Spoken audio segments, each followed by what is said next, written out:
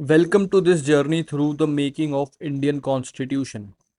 Did you know that India's constitution is the longest written constitution in the world and that it took 2 years, 11 months and 18 days to draft? In this video, we will explore how this monumental document came into existence, the people behind it, and the legacy it has left for the largest democracy on earth. The idea of a constituent assembly did not emerge overnight. As early as 1934, the demand was formally raised by M.N. Roy, a pioneer of communist thought in India. Over time, the Indian National Congress and other political organizations adopted this demand, calling for Indians to frame their own constitution free from British dictates. The British government initially rejected this idea, but growing pressure from the freedom movement and the realities of World War II forced them to consider. Finally, in 1946, British announced elections to a constituent assembly that would draft an independence constitution for India.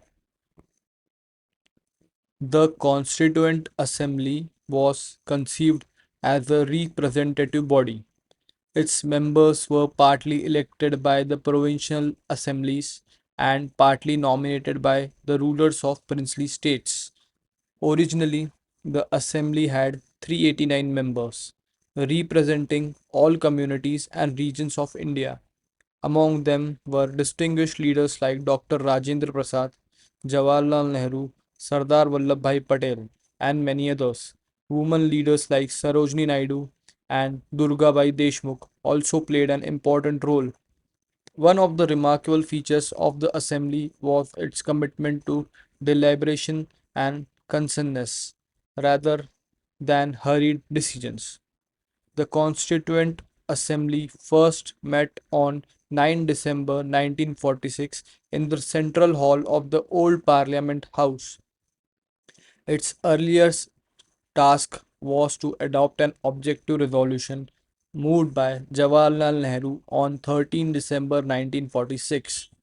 The resolution laid down the fundamental principles and philosophy of the Constitution, emphasizing sovereignty, democracy, equality, and justice.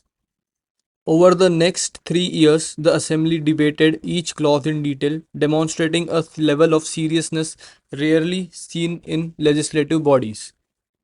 The adoption of the Indian Independence Act 1947 transformed the Assembly into a sovereign body. It was no longer just an advisory group under British authority. From this point, the Assembly not only framed the Constitution but also functioned as the legislative body of independent India, passing laws until the first general elections in 1952.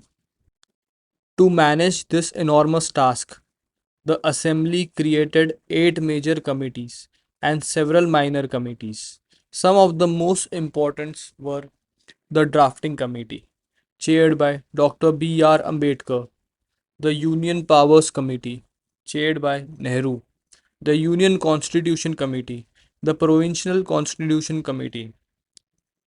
The drafting committee prepared the initial text after examining over 7,600 amendments proposed by members. Dr. Ambedkar's leadership was crucial in shaping the final document. While the assembly is admired for its dedication, it also criticized on certain grounds. Some argued it was not fully representative since members were elected indirectly. Others felt it was too influenced by Government of India Act 1935 provisions. Yet, despite these criticisms, the assembly succeeded in creating a visionary document. Here are some fascinating facts you should know. The calligrapher of the constitution was Prem Bihari Narayan Raizada. The decorative artwork was done by Nandlal Bose and his team from Shantiniketan. The official Hindi version was adopted in 1950. The emblem of the Constituent Assembly was the lion capital of Ashoka. The secretary was H.V.R. Iyengar. The final text consists of 395 articles, 22 parts, and 8 schedules at the time of adoption. The Indian Constitution is more than a legal document. It is the soul of India's democracy, reflecting the aspirations, struggle, and wisdom of its framers. Even decades later, it continues to guide and inspire the world's largest democracy. Thank you for joining us on this journey through. If you found the video helpful, please subscribe to our channel, share it with fellow learners, and leave a comment below to let us know your thoughts. Stay tuned for more videos on Indian polity and related topics that will help you in your learning journey.